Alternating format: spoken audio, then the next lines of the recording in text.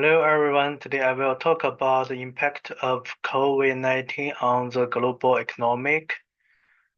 According to London et al., the strength of global economic is built on connectivity and interdependence. Ironically, the loss of connectivity enforced to prevent the spread of COVID-19 has triggered an economic contagion that has wreaked havoc on socio-economic sector.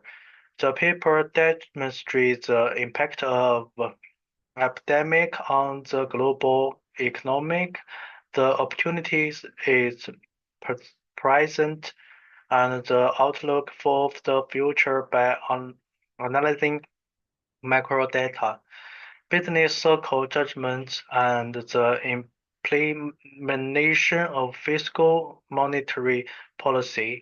In the wake of epidemic, the COVID-19 outbreak spread global, promoting stock market to pull back from all-time high and post the largest one-week decline since the 2008 global financial crisis. The COVID-19 crisis led to an oversupply of crude oil and triggered a historical market crash that left oil traders reeling as U.S. oil price went negative for the first time ever.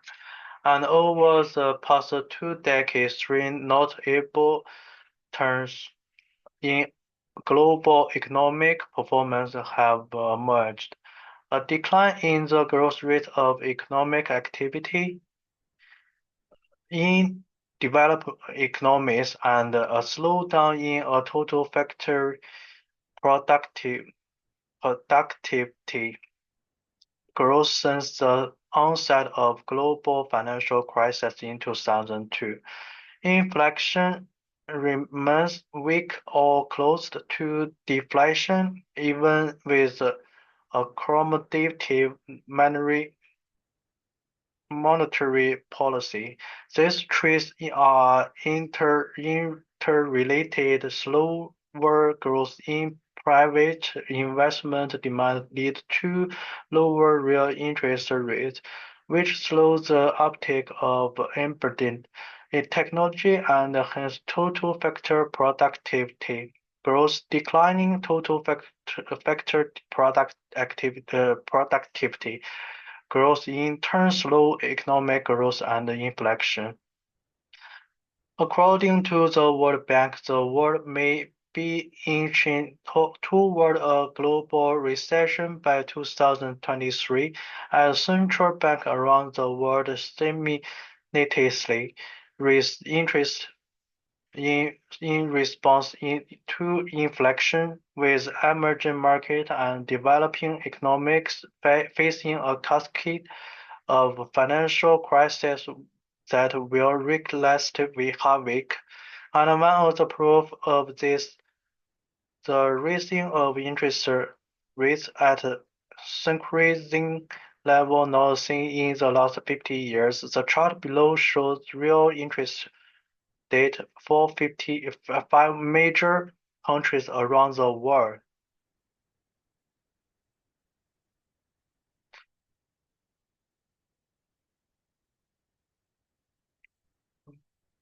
The Indian high and falling GDP growth high and rising inflation low and rising interest rate matching the slow business cycle. And China low and delineated GDP growth low and rising inflation median and delineated interest rate matching a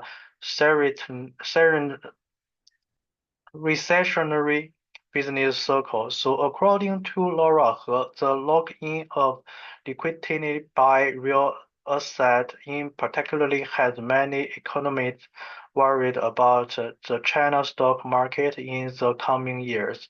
Australia inflation began to slow at a high level in 2002. Interest rates are high, and GDP growth generally delineated, implying that Australia in a recessionary business cycle. USA GDP grows slow, inflation turns to decline after basking to a high in 2002, and interest rates are at their highest of the last 10 years, meaning the USA is in a serious business cycle.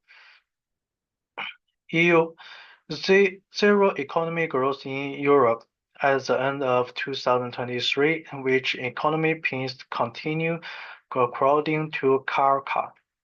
In crowding, the European economy failed to expand at the end of 2023 as stagnation dragged on for more than a year due to higher energy price, increased credit costs, and recession in the former powerhouse Germany, following zero economic growth from October to December last year.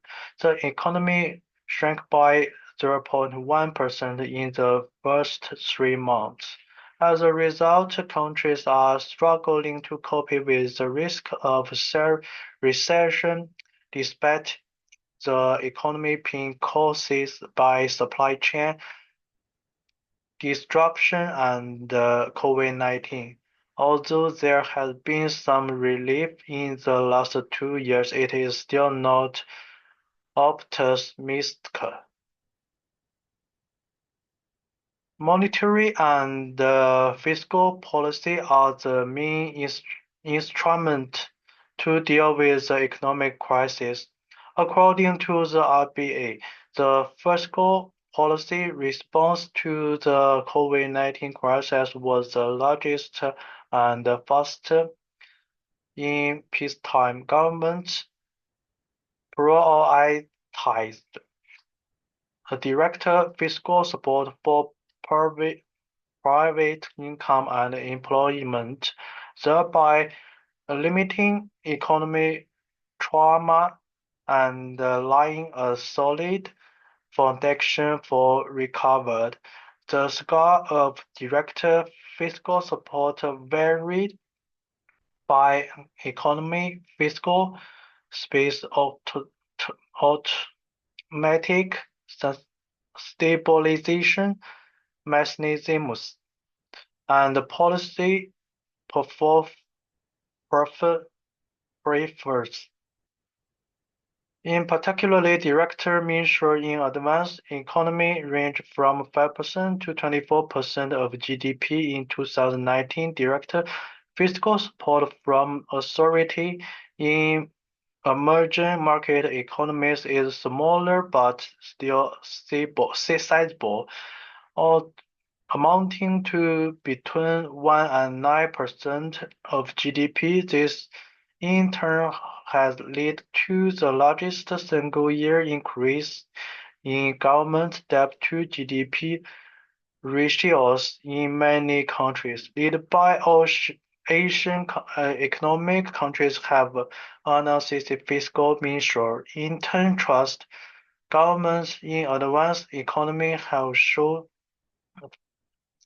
flexibility in their fiscal support measures. For example, fiscal measures were designed to be short-term, including implementation of automatic stabilization mechanisms that governments automatically adjust government spending and revenue to support the economy at different stages of the business cycle. Among other things, the European economies have strong automatic stabilization mechanisms that can provide relatively high level of support to a large number of people. As a result, Europeans also have less direct financial support compared to other countries. The United States, on the other hand, has weak automatic stabilizing mechanisms, and thus the United States provided the most additional direct financial support during the epidemic. Crises bring not only economic dangers but also opportunities. Key opportunities include the first one is advancing structure reforms. Prior to the onset of the epidemic, fiscal and monetary measures were taken in response to recession, but the debt burden was heavy. COVID-19 therefore played a role in examining the structural problems of the current economic and implementing structural reforms. Second one is the increased importance of investment in new technologies. Innovation and technology breakthroughs play a key role in improving industrial efficiency and optimizing resource allocation. According to BlackRock, the strong performance of the equity market in the first half of 2023 is largely attributable to AI-driven mega tech stock. The entire AI value chain and the new economy are showing increasing opportunities. And the third one is climate and environmental sustainability. According to the London et al., since COVID-19 atmospheric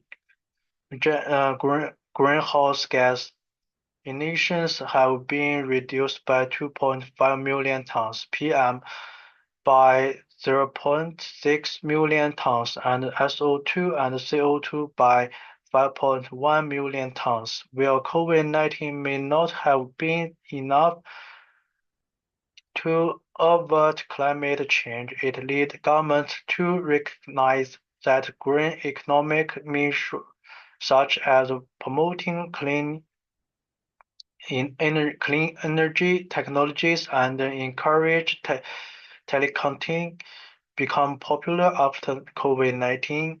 In conclusion, COVID-19 was one of the few most important events of recent decade. It created the largest downturn in economic activity since at least World War II, but it also created opportunities. Every major event brings shock, reflection, and opportunities. Those shocks are one reflect on existing problem and identify their root causes. Through reflection, one can capitalizing on the opportunities created by the crisis. In this way, we can grow and move forward in every crisis. Long-term sustainable growth. That's all. Thank you.